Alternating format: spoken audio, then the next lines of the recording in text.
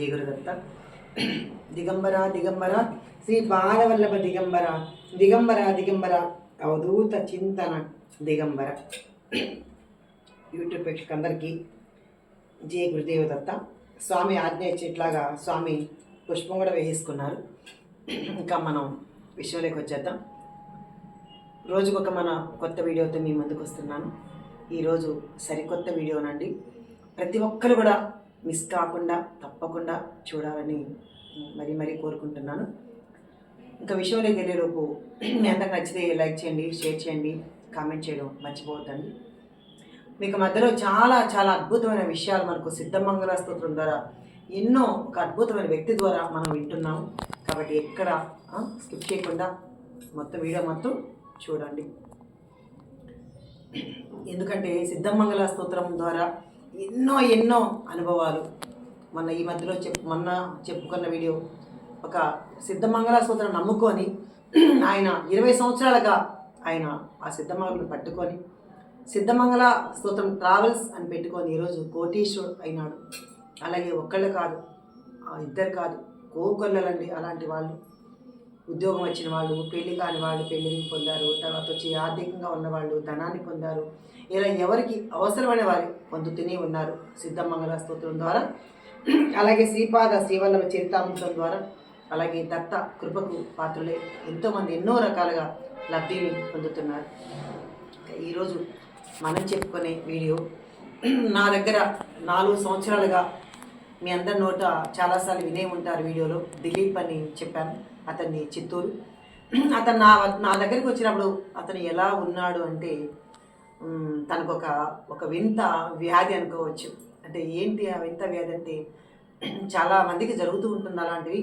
తనకి తలపైన తలంతా మొత్తం అంత పేనుకురుగుల్లాగా వచ్చేసి నా దగ్గరకు వచ్చినప్పటికీ అంతకుముందు ఒక 2 ఏళ్ళుగా తనకి జుట్టే లేదంట. అక్కడక్కడంతా మొత్తం ప్యాచ్లు వచ్చేసి తల మొత్తం ఎక్కడో కాస్త జుట్టు మాత్రమే ఉంది. మీకు తమ్మిలో ఆ ఫోటో పెడతాను చూద్దరు. అట్లా ఉందన్నమాట. తను ఎవరి దగ్గరికి వెళ్ళినా వాళ్ళు తనని అసహించుకోవడం, తర్వాత అలాగే బస్సులో కూర్చున్నా కూడా పక్కన లేచి పాపం వెళ్ళిపోవడం ఆ అబ్బాయిని చూస్తే. అలాగే బంధువుల సర్కిల్లో కావచ్చు, లేదంటే ఫ్రెండ్స్ సర్కిల్లో కావచ్చు, అది తను చాలా అవమానాలు పొందాడనమాట నా దగ్గరికి వచ్చేటప్పటికీ సిడీలు. తర్వాత నేను అంటే బాబా తప్ప ఇంకొక దేవుడు అబ్బాయికి తెలియదు, దత్తుడు అంటేనే తెలియదు అసలు. అలా నా దగ్గరికి వచ్చిన తర్వాత చాలా సేవ చేసుకుంటూ ఎంత సేవ అంటే సేవ తిని మించిన వాళ్ళు ఎవరూ లేరేమో అన్నంత సేవ చేస్తూ ఉంటాడు. ఆ సేవలను భాగంగానే సిద్ధమంగళ స్తోత్రం చదువు నాన్న, గురుచరిత్ర పట్టుకో, సత్సంగాలు విను, అలాగే దత్త దర్శనాలు చేసుకో అని చెప్పి చాలా చోట్లకు నాతో పాటు దత్త క్షేత్రాలకి ఎన్నోసార్లు గాన్గాపురం, అలాగే అక్కలకోట, తర్వాత అదేంటి మన పిఠాపురంకి ఎన్నోసార్లు లెక్కలేదు అలా సేవ చేసుకుంటూ ఉంటాడు. అలా చాలాసార్లు కురుపురం అలా నాతో తీసుకెళ్ళడం జరిగింది. అంటే దత్తుడు ఆ బాబాని నమ్ముకున్న తర్వాత ఆ దత్తుడు నా దగ్గరికి పంపించడం జరిగింది అనమాట అబ్బాయిని. ఇంకా ప్రతిరోజు ఒక్కోసారి అలా డిప్రెషన్ లాగా అలా ఆలోచిస్తూ ఉండేవాడు. ఎందుకమ్మా ఆలోచిస్తున్నావు, మరి నీకు ఏం బాధ వచ్చింది? తన పెళ్లి కూడా లేదు, పెళ్లి చేసుకోలేదు, 48 ఏళ్ళు పెళ్లి చేసుకోలేదు, పిల్లలు లేరు, మరి ఏ బాధ్యతలు లేవు, మరి ఎందుకు నువ్వు అలా ఉన్నావు అంటే నాకు తెలియదమ్మా, నాకు ఏంటో డిప్రెషన్ వచ్చేసింది. దేనికమ్మా అంటే నా తల అలా ఉంది కదా, అందరూ చక్కగా తలదూకుంటున్నారు, చక్కగా అన్నీ చేసుకుంటున్నారు, మరి నాకు ఆ యోగ్యత లేదా అని చాలా బాధ కలుగుతుంది, అందుకని నాకు అప్పుడప్పుడు మనసు అలా వెళ్ళిపోతూ ఉంటుంది అని చెప్పి నాతో చాలాసార్లు పాపం పంచుకొని బాధపడుతూ ఉండేవాడు. నేను అన్నాను, అసలు నువ్వు ఏం బాధపడద్దు, అది పూర్వజన్మ కర్మ మూలాన మనకు ఇలాంటివన్నీ జరుగుతుంటాయి తెలియ నువ్వు, కాబట్టి నువ్వేమీ బాధపడతానన్నా, నువ్వు నేను చెప్పినట్లు చెయ్యి అని చెప్పి చెప్పించానండి. ఏం చేయాలమ్మా అన్నాడు. నువ్వు సిద్ధమంగళ స్తోత్రాన్ని ప్రతిరోజు పఠించు, అలాగే బాబా ఊదిని తల మొత్తం రాసేసి ఏ మందులు పడద్దు. చాలామంది మందులు చెప్పారమ్మా, ఆ అబ్బాయికి ఆ మందులు కొనిపెట్టచ్చు కదా, ఈ మందులు కొనిపెట్టచ్చు కదా. నేను అన్నాను, ఏ మందులు వద్దు, ఎందుకంటే నాకు తెలుసు ఆ దీని గురించి. ఎందుకంటే మా అబ్బాయి కూడా ఒకసారి అలాగే వచ్చింది. చిన్నప్పటి నుంచి మా అబ్బాయి దాదాపు 10 ఏళ్ళు అదే విధంతో బాధపడ్డాడు అనమాట. కాబట్టి ఏ మందులు పనిచేయవు, అది లోపల ఒక డిప్రెషన్లా ఉంటుంది వాళ్ళకి, దానికి అది వస్తుంది అనమాట. అది అలోఫేషియా అంటారనమాట ఇంగ్లీష్లో. అయితే దానికోసం అని మరి హోమియో మందులు ఎన్నో వాడాం, తగ్గలేదు. దానంతటికి అదే తన టెన్షన్స్ పోతే అప్పుడు ఆటోమేటిక్గా ఆ జబ్బు కూడా పోతుంది అనమాట. అది జబ్బు కూడా కాదు, యాక్చువల్గా అంటువ్యాధి కూడా కాదు, అది అందరూ భయపడేంత జబ్బు కాదు అది.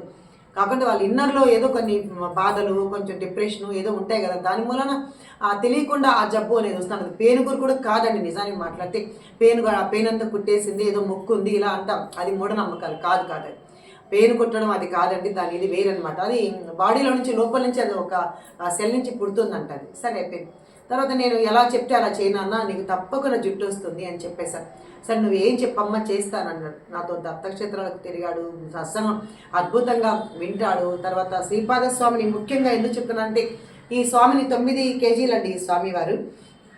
ఎన్నోసార్లు దత్తక్షేత్రాలు కాదు కదా, నేను ఏ ఊరు వెళ్ళినా ఎవరింటికి వెళ్ళినా స్వామితోనే మేము వెళ్తామని చెప్పాను కదా. ఈ స్వామిని చక్కగా తను మోసుకొని తర్వాత బ్యాగ్లో పెట్టినా సరే, తను చిన్న పిల్లవాళ్ళగా నేను మీకు ఇలా చూస్తూ కనిపిస్తాను అంతే. కానీ నిజానికి ఏ ఊరన్నా తీసుకురావాలంటే దిలీప్ మాత్రమే తీసుకొస్తాను అనమాట. ఏ ఊరన్నా తను లేదనుకో కొంచెం ఇబ్బంది పెడతారే, నేను స్వామిని తీసుకెళ్ళాలంటే నాకు కష్టం వేసింది కదా అనుకుంటా. అంటే స్వామి బరువంతా తను మోసాడండి. తన యొక్క కష్టాన్నంతా స్వామి తీసుకున్నాడండి, నిజం మాట్లాడితే ఇదనమాట. అయితే ఏం జరిగిందంటే మీకు తన నోటి ద్వారా నేను చెప్పిస్తాను, అప్పుడు విందురు. అయితే నేను ఏం చెప్తే అవన్నీ చేశాడండి పాపం, ఒక్కటి కూడా వదలలేదు. ఆఖరి 4-5 సార్లు గుడ్డు కొట్టమ్మా అన్నాను. అంతమంది కూడా ఎంతో మొక్కుబడిలాగా అన్ని గుళ్ళకి వెళ్ళి ఇచ్చి వచ్చాడంట, ఏమాత్రం మార్పు రాలేదు. తర్వాత నేను అన్నాను, నాన్న నువ్వు ఏం బాధపడద్దు, దత్తుని నమ్ముకున్నావు, దత్తుని పాదాలు నమ్ముకున్నావు, నీకు దత్తుడు మాత్రమే, భగవంతుడు మాత్రమే ఇక్కడ చేయగలుగుతాను. నేను దత్తుడు అని కూడా చెప్తే మళ్ళీ మీరు దత్తభక్తుడు కాలేదనుకో, అదేంటమ్మా దత్తుడే చేస్తాడా మిగతా భక్తుడు చేయడా అని కూడా మీకు సందేహం కలగచ్చు. ఇక్కడ మనం ఏమనుకోవాలంటే దత్తులని కాదు, నువ్వు నమ్మిన భగవంతుడిని ఆర్తితో నువ్వు చాలా నీ యొక్క ప్రేమతో భగవంతుని కన్నా ప్రార్థనలో ఉందండి. ఇదంతా మనకి ఎలా ఉందంటే మన ప్రార్థనే మనం ముందుకు తీసుకెళ్తాం. అలాగే అబ్బాయి ఎన్నోసార్లు ఏడ్చుకొని ఆ ప్రార్థనతో సిద్ధమంగళ సూత్రంతో చాలా అత్యంత తనకు రాను కూడా రాదు, అసలు సిద్ధమంగళతో చదవడం రాదు, పేపర్ ఏనాడు తీసుకురా. నేను పాడుతూ ఉంటే నా వెనకంటి పాడేసి తను సిద్ధమంగళ సూత్రం అత్యంత అద్భుతంగా పాడతాడు. తన నోటితోనే ఒకసారి మళ్ళీ మనం విందామండి. అలాంటి ఈరోజు నా అమ్మ నాది కూడా ఒక వీడియో చేయాలి, అందరికీ ఎన్నో విషయాలు చెప్తున్నారు, పంచుకుంటున్నారు, కాబట్టి మనం కూడా ఒక వీడియో చేసి పెట్టాలమ్మా, నా జీవితాన్ని నాకు ఎంతో మేలు చేసిన ఈ సిద్ధమంగళ స్తోత్రం గురించి 10 మందికి ఇంకా తెలియాలి అని తను ఒక మంచి సత్సంకల్పంతో మన ముందుకు వచ్చాడు. కాబట్టి తన నోటి ద్వారానే మనం ఈరోజు ఏం జరిగిందో మనం వినే ప్రయత్నం మనం చేద్దాం. ఇప్పుడు మనతో సిద్ధమంగళ స్తోత్రం తన అనుభవాలు, తన జీవితానికి వచ్చిన సమస్య గురించి నేను చెప్తే ఏదో అనుకుంటారు కదా, కాబట్టి ప్రత్యక్షంగా దిలీప్ నోటి వెంట ఏం చెప్తాడో విందాం. హాయ్ దిలీప్, చెప్పు. జై గురు దత్త. నీకు ఏం జరిగింది, నీ తల ఎలా ఉన్నింది, తర్వాత దత్తుని నమ్ముకున్నాక నీకు ఏం జరిగింది, అలాగే సిద్ధమంగళ స్తోత్రం నీ జీవితంలో ఎలాంటి మార్పులు తీసుకొచ్చింది, ఇవన్నీ మన యూట్యూబ్ ప్రేక్షకులందరి కోసం చెప్పాలి నాన్న. జై గురు దత్త. మరి చిత్తూరు, మేము బెంగళూరులో ఉండేవాడిని. 2019 అప్పుడు స్టార్ట్ అయింది నాకు. ఇట్లా పేనుగోర కంటే మేసాలు స్టార్టింగ్ ఇక్కడ అయింది. అక్కడి నుంచి అట్లా అనుకుంటూ ఇక్కడ వచ్చింది. మళ్ళీ తల్లో నుంచి అట్లా చేస్తే అట్లా చదివిన తర్వాత అట్లా గుడికి ఈశ్వరుని గుడి ఏదో శివాలయంకి వెళ్ళి ఆడ గుడ్డు కొట్టారు. మళ్ళీ కాణిపాకం, తిరుమల, అట్లా సిద్ధి, ఇట్లా ఎక్కడ ఎన్ని క్షేత్రాలు చెప్తాను, అన్ని చోట్లకు తిరిగిన, ఎక్కడ పోయినా ఏమీ అనిపించలేదు. ఇంకా ఎక్కువ అవుతా వచ్చింది కానీ ఏ రోజు తగ్గలే. అట్లా ఎప్పుడు చూసినా ఎవరు నన్ను చూసి ప్రతి ఒక్కరు ఆశించుకునేవాళ్ళు. ప్రతి ఒక్కరు ఎందుకు వయసు అయిన వాళ్ళు కూడా నన్ను చూసి నన్ను చూస్తే నాకే అసహ్యం వేసేది. ఎందుకు నాకు ఈ జీవితాన్ని ఇచ్చినాము, ఏ పాపం చేశాను, నేను ఎప్పుడు ఏది కోరుకోలేదు కదా, నాకు ఇప్పుడు మామూలుగా ఇలా వచ్చి నేను కూడా సమాజంలో తిరగాలి కదా అని ఎన్నో రోజులు బాధపడేవాడిని. కానీ అమ్మ ఇప్పుడు సిద్ధమంగళ స్తోత్రం అంటే దత్తుడు అంటే ఇవేమీ తెలియదు నాకు. షిరిడి బాబా తప్ప, తిరుపతి కాణిపాకం తప్ప నాకు ఏమి. దత్తక్షేత్రాలు అంటే నాకు దత్తక్షేత్రాలు అవధూతాలన్నా నాకు ఏదీ తెలియదు. అమ్మ దగ్గరికి వచ్చినాక అన్ని క్షేత్రాలకి గానుగాపూరు, పురపురము, పిఠాపురం అంటే లెక్కలేదు. 10 సార్లు పైన వెళ్ళాను. ఇట్లా లెక్కలేని అవధూతలు చాలా దర్శనం చేసుకున్నాను. అప్పుడు అమ్మ చెప్పేది, నీవేం బాధపడద్దు, దత్తుడే నీకు ఇచ్చేస్తాడు, నీకేమి కాదు, నీకు అట్లా ఇలా ఈ మొన్నటికి కూడా ఈ మధ్యలో వచ్చి నేను అమ్మ దగ్గరికి, మా అమ్మ హెల్త్ బాగాలేకుండా 4 months ఉండి ఊర్లో ఉండాను. ఆ ఊర్లో ఉండి అప్పుడు కూడా అమ్మ గురించి ఆలోచించేవాడు. నాకు హెల్త్ బాగాలేకుండా మా అమ్మ అక్టోబర్ 25 చనిపోయింది. అప్పుడు తర్వాత అమ్మ దగ్గరికి వచ్చాను. నవంబర్ 13వ తారీఖు వచ్చాను. మళ్ళీ వచ్చిన 10 రోజులకు ఇలా నాకు ఇంటికి రావడం జరిగింది. అదే దర్శనం దగ్గరికి వచ్చి నాకు జరిగినవి ఇవి. నాకు అందరూ దర్శనం సిద్ధమంగళ స్తోత్రం చేసేవాడిని. నాకు అసలు చదవడం చేత రాదు. అలాంటిది అమ్మ పాడుతూ ఉంటే దాన్ని అట్లే ఆటపాఠం చేసుకొని అట్లా అప్పుడు కంటిన్యూ చేసుకొని మళ్ళీ మా పాడేవాడిని అమ్మతో పాటు. ఇలా చేస్తే నాకు ఇలా వచ్చిన 10 రోజులకి ఇలా అయింది నాకు. అంతకుముందు చాలా ఇదిగా ఉండేది. అలా జరిగింది నాకు. ఈ మధ్యలో మనకు అంటే ఒక 4 ఏళ్ళు ఇబ్బంది పెట్టిందండి అబ్బాయిని కూడా. కర్మను కూడా ఎవరిని వదిలి విడిచిపెట్టదండి. అయితే సిద్ధమాలో చదివేస్తే వెంటనే చదివేస్తే మన ఫలితం వచ్చేస్తుందా అనుకోవద్దండి. మన కర్మ ఎంతవరకు ఉంటుందో అది తీరేంతవరకు మనం ప్రతిరోజు ఒక పాత్రను కదా ఎలాగో ఒక మసి వేసిపోతే రోజు దాన్ని తోమి దాన్ని శుద్ధిపరచుకుంటాము. మన మనసును కూడా మన యొక్క నాడి మండలం కూడా అలాగే శుద్ధి చేసుకోవాలి. అలాగే మన ఆత్మను మనం అలాగే శుద్ధి చేసుకోవాలండి. అలాగే కర్మను కూడా మనం ధ్వంసం చేసుకోవాలి. కాబట్టి ఈ అబ్బాయి చదివిన వెంటనే రాలేదండి. అలాగే 4 సంవత్సరాలు కంటిన్యూగా చదివి అలాగే దత్తక్షలు దర్శించుకొని అలాగే సత్సంగాలు వింటే ఒక్కసారిగా ఆ అబ్బాయి కర్మలన్నీ ధ్వంసం అయిపోయి ఆ అబ్బాయికి పుణ్యం ఫలితం ఇవ్వను ఆరంభించిందనమాట. అలా ఆ అబ్బాయిని తల చూస్తే మీరే అనుకుంటారు ఏంటి నిజంగా స్వామి ఇంత అనుగ్రహం ప్రసాదించారని. కాబట్టి మీరందరూ కూడా సిద్ధమాలు వెంటనే ఫలితం వచ్చేయాలి అని కోరుకోవద్దండి. మనసును కష్టపెట్టుకోవద్దండి. అది సాధన చేయడంలో నరుడ సాధ్యం కానిది లేదు. కాబట్టి ప్రతిరోజు కూడా ఎన్నిసార్లు చదవాలమ్మా మేము అని అడుగుతూ ఉంటారు. ఎన్నిసార్లు అని కాదండి, మనసుకు ఎప్పుడు దాన్ని నిరంతరం అది ఒకసారి ఆగిపోయేది కాదు. మన శ్వాస మనం నిరంతరం జరుగుతుందా లేదా, అలాగే ఎప్పుడు మనం పని చేసుకుంటూ ఉన్నా ఏం చేసుకున్నా సరే నిరంతరం అది జరిగి ఒక ప్రక్రియలాగా మనం దాన్ని పెట్టుకొని చేస్తూ ఉంటే మన కర్మ ఎప్పుడు నామస్మరణ ఎప్పుడైతే చేసుకుంటూ ఉంటామో మన పాపాలన్నీ కూడా పటాపంచలైపోతాయండి. మనం గుట్టలుగా పర్వతాలాగా తెచ్చుకొని ఉంటాం. జన్మల నుంచి కర్మలు, సంచిత పాప కర్మలు, ప్రస్తుత కర్మలు ఎన్నో తెచ్చుకొని ఉంటాం కదా జన్మ కర్మలని. అవన్నీ కరగాలంటే ఒక్క నామంతో మాత్రమే మనకు అది సాధ్యమవుతుంది. అది సిద్ధమంగళ స్తోత్రం కావచ్చు, మీ యొక్క భక్తి నామం కావచ్చు, ఏదైనా కావచ్చు. కానీ సిద్ధమంగళ స్తోత్రం ఎందుకు అంత ఫలితాన్ని ఇస్తుందంటే ఇది సిద్ధులు సైతం చదివే స్తోత్రం సిద్ధమంగళ స్తోత్రం. తర్వాత ఈ చదివిన చోట వెంటనే శ్రీపాద శ్రీవత్సవానికి ఇష్టమైన స్తోత్రం కాబట్టి శ్రీపాద స్వామి కూడా అక్కడ ఉండి అక్కడ వింటారనమాట. అలాగే సూక్ష్మ రూపంలో ఉండి వింటారు. కాబట్టి ఇది శ్రీ శ్రీ శ్రీ అని మీకు ఎన్నోసార్లు కూడా చెప్పాను. 27 శ్రీలు వచ్చాయి అంటే లక్ష్మీ బీజం అనమాట. లక్ష్మీ బీజాన్ని స్మరిస్తున్నాం, శ్రీపాద స్వామిని దర్శించుకుంటున్నాం. మనం ఇంత నామాన్ని ఇలా చేసుకుంటున్నాం కాబట్టి మన కర్మలు ధ్వంసంగా ఇంకేముందండి. కాబట్టి మీరందరూ కూడా తప్పకుండా రోజు సిద్ధమంగళ స్తోత్రాన్ని చదవండి. అది నిజంగా ఎట్లాంటివి అంటే ఒక పామరుని కూడా పండితులు చేయగలుగుతుందండి, అంత గొప్ప స్తోత్రము. అయితే మనం చెప్పాం కదా తనకి ఏమీ రాదు. పైగా ఇంకొక విషయం చెప్పాలి, తనకు ఎక్కడ ఒక స్థిరత్వం అనేది లేదండి. ఎక్కడైనా ఒక జాబ్లో పెడితే 10 రోజులు ఉండి వచ్చేసేవాడట. సరే ఎక్కడన్నా ఏదో బెంగళూరులో ఏదో బిజినెస్ పెట్టించారంట, అక్కడ స్థిరత్వం లేకుండా తిరుగుతూ ఉండేవాడు. అలా తిరగాలంటే ఇష్టం అనుకుంటా అలా తిరిగేవాడంట. అలా తిరుగుతూ ఉంటే ఏంటి ఒక స్థిరత్వం లేదు అని వాళ్ళ ఇంట్లో కూడా పాపం బెంగ పెట్టుకున్నారు. ఎట్లాగో తంతే వచ్చేసి సీడీలో పడ్డట్టు సీడీలో నాకు పరిచయం. ఇంకా ఆ రోజు నుంచి అమ్మ నువ్వు నాకు అమ్మవమ్మ అని తను అనడం, అలాగే తను నా బిడ్డగా కూడా నేను తన్ని యాక్సెప్ట్ చేయడం, అలా మా ఇద్దరి మధ్య ఒక తల్లి బిడ్డల అనుబంధం అనమాట. అట్లా నన్ను నిజంగానే సొంత బిడ్డలంటూ కూడా ఇంత బాగా చూస్తారా అనుకోని అంతగా తను గొప్పగా అభిమానించడం కానీ, నాకేం కావాలన్నా అమ్మ మంచినీళ్ళు కానీ ఏదైనా సరే గబగబా తెచ్చి చేయడం కానీ ఇలాంటివి చాలా జరుగుతున్నాడు. మరి ఆ కర్మని తను ఆ సేవ ద్వారా, ఆ సిద్ధమంగళ స్తోత్రం ద్వారా, ఆ దత్త క్షేత్రాల ద్వారా శ్రీపాదుని ఎత్తుకొని ఎప్పుడు ముద్దాడటం ద్వారా ఇలా ప్రతిరోజు ఇప్పుడు కూడా తనే నేను గదిలోకి కూడా రాని నేను చేసుకుంటాను పూజని. తనే పూజ చేసుకుంటాడు, తనే పూలు పెట్టేసుకుంటాడు, తనే అన్ని కర్పూర హారతి చేస్తాడు, తనే అన్నీ చేసుకుంటాడు. అంటే మనం అట్లా చేసుకుంటూ ఉంటే మన కర్మ క్రమంగా ధ్వంసం అవుతుంది తప్ప ఒకేసారి కర్మ ధ్వంసం అయిపోలే. నేను చదివేశాను, గురుచరిత్ర పారాయణ చేశాను, సత్య చదివేశాను, సిడీకి వెళ్ళి వచ్చేసాను, నా కర్మ ఇంకా ధ్వంసం అవ్వలేదు, నా పిల్లలకి పెళ్ళి అవ్వలేదు, నా పిల్లలకు ఉద్యోగం రాలేదు, నాకెందుకు నా జీవితం ఇలా ఉంది. అసలు అది సమస్య లేదని. అది మెల్లమెల్లగా మనం అలా సాధనతోనే సాధ్యమవుతుంది కాదు. అది నీకు ఒక రోజులో కర్మ ధ్వంసం అవ్వచ్చు, కొన్ని రోజులు పట్టచ్చు, కొన్ని సంవత్సరాలు పట్టచ్చు, నిజంగా మాట్లాడితే ఒక జన్మ కూడా అయిపోవచ్చు అని. అయ్యో నేను ఎప్పుడు దాకా కష్టాలు అనుకుంటూ ఉంటాం, చచ్చిపోయేదాకా అనుకుంటాం, కావచ్చు, అది కూడా కావచ్చు. కాబట్టి మన కర్మని ధ్వంసం చేసుకునే ప్రయత్నంలో మనం ఉండాలి తప్ప మనం అరే నేను ఇంత చేశాను అంత చేశాను నాకేమి ఇవ్వలేదే భగవంతుడు అని మీరు ఎప్పుడు డిప్రెషన్ అవ్వద్దండి. ఆ పుణ్యం అది కూడా మనం అలా అనుకుంటే మీరు చేసిన పుణ్యం కూడా కాస్త పోతుంది అని గురుచరిత్ర చాలా అద్భుతంగా మనకు చెప్పిందనమాట. కానీ మనం చేసిన ఆ మంచి కార్యక్రమాలన్నీ మనం జీవితానికి మనకి ఎంతో ఉపయోగపడతాయి. ఇప్పుడు కాదు, మనకు పైన బ్యాంక్ బ్యాలెన్స్ లాంటి పక్కన వేసి ఉంచుతాం అవన్నీ. కాబట్టి ఇప్పుడు మాత్రమే జరిగిపోవాలి, వెంటనే తక్షణమే జరిగిపోవాలి అని మాత్రం మీరు ఎప్పుడు ఏ కార్యక్రమం చేయొద్దండి. తప్పకుండా స్వామి అంతటి అనుగ్రహం మనకి ఇచ్చి తీరుతాడు. ఆ అబ్బాయి అలాగే దత్తుని నమ్ముకున్నాడు. ఒక 4 ఏళ్ళండి, 6 ఏళ్ళది మొత్తం తనకు అల్లపిష జుట్టు మొత్తం మీరు చూస్తే ఈ అబ్బాయిని చూస్తే నిజంగా అసహించుకునేలా ఉండాలన్నమాట ఆ అబ్బాయి. కానీ నేను ఏనాడు కూడా దిలీప్ నీకు అలా ఉంది, నువ్వు అలా ఉండు, ఆ దివ్యని మార్చుకో, అలా నేను ఎప్పుడు అబ్బాయిని అవమానం చేయలేదన్నమాట. ఎందుకంటే అది ఒక జబ్బు కాదు, అది ఒక మైండ్ సెట్ బట్టి ఒక డిప్రెషన్ వల్ల వచ్చింది. ఇవన్నీ మనం అర్థం చేసుకోవాలి తప్ప ఏదైతే వాళ్ళు మనం అసహించుకుంటే రేపు మళ్ళీ నువ్వు ఏదైతే అంటామో అది తిరిగి మళ్ళీ మనకు వస్తుంది.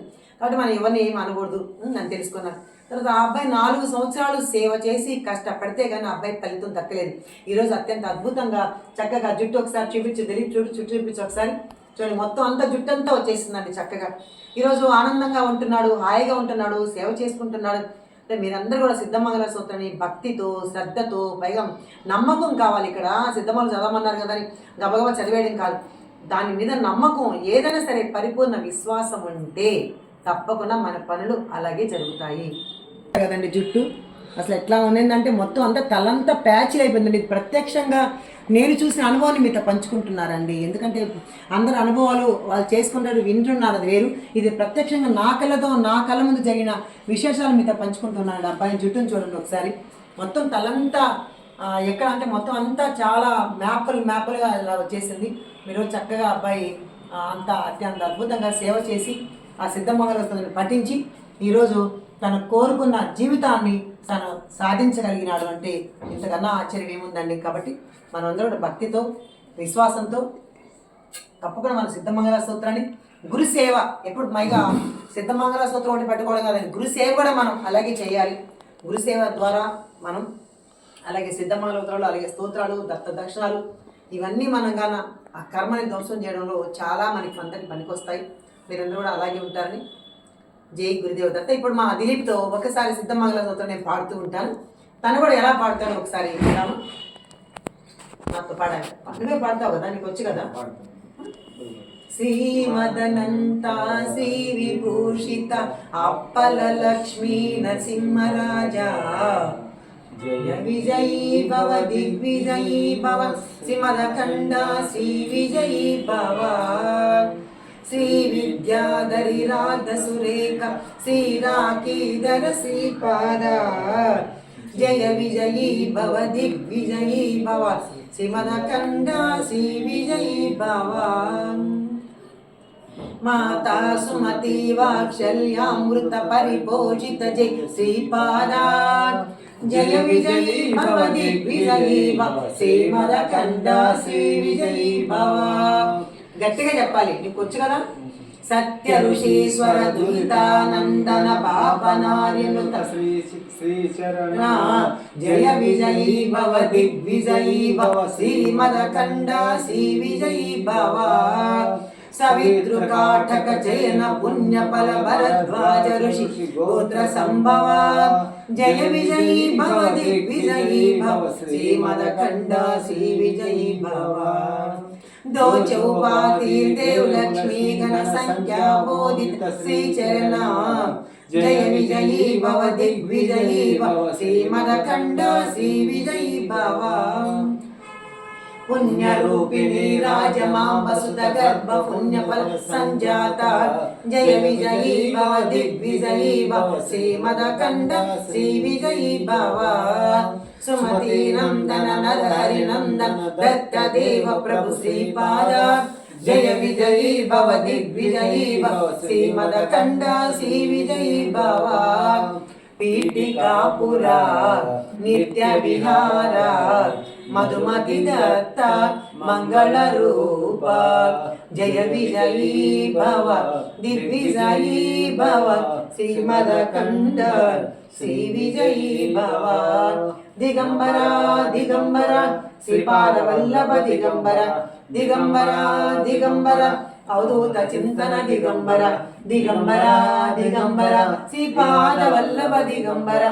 नृसिंह सरस्वती माणिक्य प्रभु स्वामी समर्थ शिरडीवास सद्गुरुनाथ दिगंबरा. ఇదండి ఈరోజు మన వీడియో చూసారుగా.